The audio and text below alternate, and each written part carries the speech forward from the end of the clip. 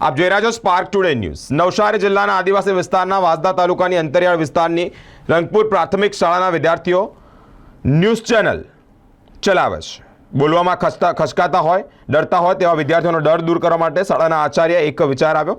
એ વિચારને સાર્થક કરવા માટે શાળા દ્વારા એક નવતર પ્રયોગ હાથ ધરવામાં આવ્યો છે। અંતરિયાળ વિસ્તારમાં રંગપુરા પ્રાથમિક શાળામાં વિદ્યાર્થીઓને ન્યૂઝ ચેનલ માટે પ્રોત્સાહિત કરવામાં આવે છે। મારું નામ પાઠક નીતિન, હું રંગપુર પ્રાથમિક શાળામાં મુખ્ય શિક્ષક તરીકે ફરજ બજાવું છું। સમસ્યા એ હતી કે દીકરીઓ બોલતી ના હતી, તો થોડી શરમાળ હતી, તો એમને બોલતી કઈ રીતના કરવી એ અમારા માટે પડકાર હતો।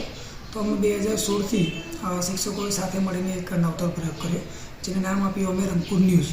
એટલે અમે દર મહિને સ્કૂલમાં જે પણ પ્રવૃત્તિ થાય એની અમે સ્ક્રિપ્ટ લખી છે દીકરીઓ સાથે મળીને।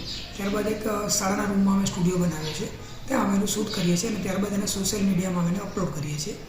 આવું અમે 2016થી કરી રહ્યા છે।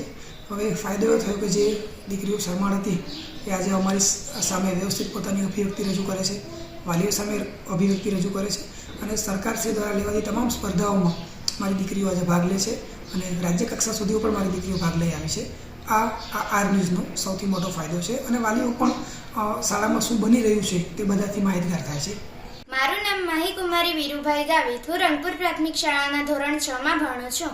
ન્યૂઝ દ્વારા આપણે વિશ્વની બધી જ માહિતીઓ જોઈ શકીએ છીએ।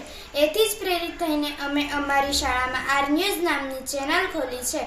આર ન્યૂઝમાં તો સૌ પ્રથમ મહિના દરમિયાન કોઈ ઇવેન્ટ્સ હોય, કોઈ મુલાકાતે આવ્યું હોય એની અમે નોંધ કરીએ છીએ અને એને સ્ટુડિયો રૂમમાં રજૂ કરીએ છીએ। ત્યારબાદ એને શૂટ અને એડિટ કરી અમે સોશિયલ મીડિયા દ્વારા ગ્રામજનો, ગામના વાલીઓ અને રાજ્યના ખૂણે ખૂણે સુધી પહોંચાડીએ છીએ। તેથી ગામના વાલીઓ અને ગ્રામજનો માહિતગાર બને છે કે શાળામાં શું શું થઈ રહ્યું છે।